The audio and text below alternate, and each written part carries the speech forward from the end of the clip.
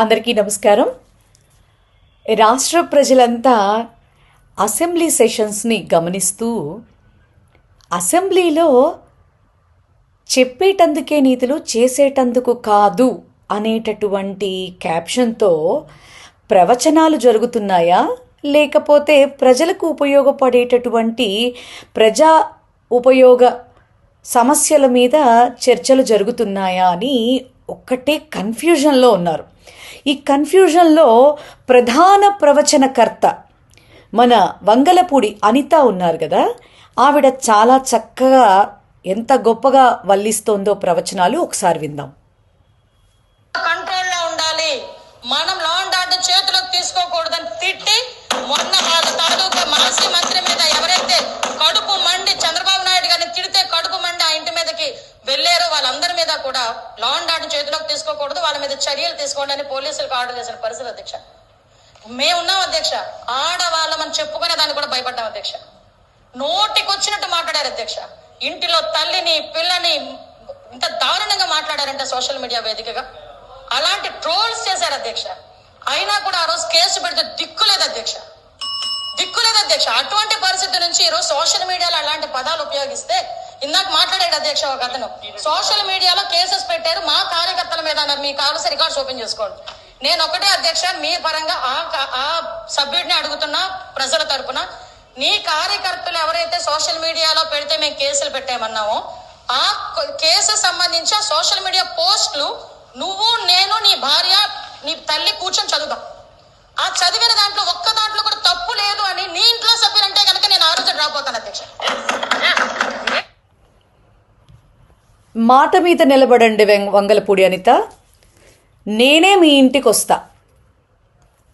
మీరు ప్రతిపక్షంగా ఉన్నప్పుడు జగన్మోహన్ రెడ్డి గారి గురించి, భారతి గారి గురించి, వారి పిల్లల గురించి మీరు మీ తెలుగుదేశం పార్టీకి సంబంధించినటువంటి కొంతమంది ప్రబుద్ధులు మీరు అన్నారు కదా, శాసన మండలిలో ఒక సభ్యుడు వారి కార్యకర్తల పోస్టులు పక్కకు తీయండి.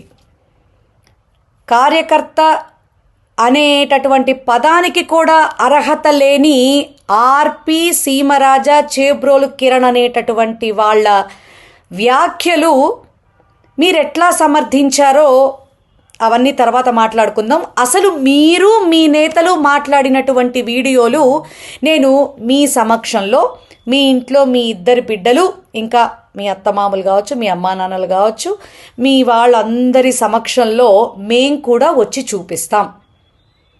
వాళ్ళు అమ్మా నువ్వు ఇది మాట్లాడటం తప్పు అని వాళ్ళతో మేము చెప్పిస్తే ఆ క్షణం నువ్వు రిజైన్ చేస్తావా? వాళ్ళు ఆటోమేటిక్గా చెప్తారు. ఎందుకంటే విజయమ్మని భారతమ్మని అమ్మ అమ్మ అని పిలుస్తారు, మరి వీళ్ళ నాన్న వాళ్ళకేమవుతారు అని అడిగినటువంటి సంస్కారం ఉన్నదానివి కదా నువ్వు. మీరు మాట్లాడితే అసహ్యంగా ఉంది. చెప్పేటందుకే నీతులు చేసేటందుకు కావు అన్నటువంటి సామెతని బాగా పర్ఫెక్ట్గా ఆచరించి చూపిస్తున్నారు.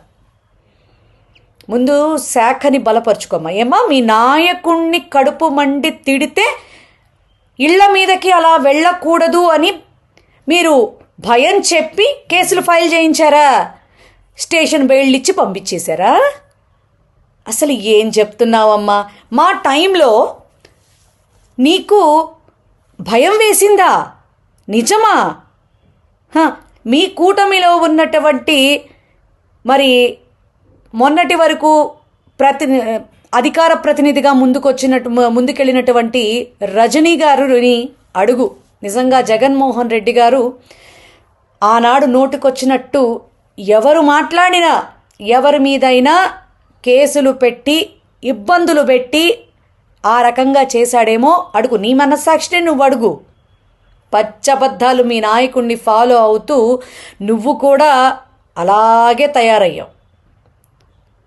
అంటే నాయకుడిని వంత పాడుకోవటం కానీ, నాయకుడిని భుజానేసుకోవటం కానీ ఏ కార్యకర్త అయినా, ఏ అభిమానైనా, ఏ పార్టీలోనైనా జరుగుతుంది. కానీ నువ్వు కాస్త ఓవర్ యాక్షన్ ఎక్కువ చేస్తున్నారు తల్లి. మీరు కొంచెం అది తగ్గించుకో. వాస్తవాలు ప్రజలు తెలుసుకొని యు ఆర్ అన్ఫిట్ హోమ్ మంత్రి అని మీకు ఆల్రెడీ ఒక క్రెడిట్ ఇచ్చేశారు, ఒక బిరుదు ఇచ్చేశారు. ఇంకా కవర్ చేసుకునే ప్రయత్నాలు చేయకండి, అసహ్యంగా ఉంటుంది. అర్థమైందా? ముందు శాఖని బలోపేతం చేసి ఈ రోజుకి జరుగుతున్నటువంటి ఆకృత్యాల మీద ఏం చేస్తే వెధవన్నర వెధవలకి, ఈ సమాజాన్ని ఇబ్బంది పెడుతున్నటువంటి మద్యం తాగి అలాగే ఈ గంజాయి బారిన పడి విచక్షణ లేకుండా ముందుకు పోతున్నటువంటి వాళ్ళకి ఏ రకంగా భయం వస్తుందో ముందు దాని గురించి ఆలోచన చేసి సమాజాన్ని కాపాడేటటువంటి ప్రయత్నం చేయి.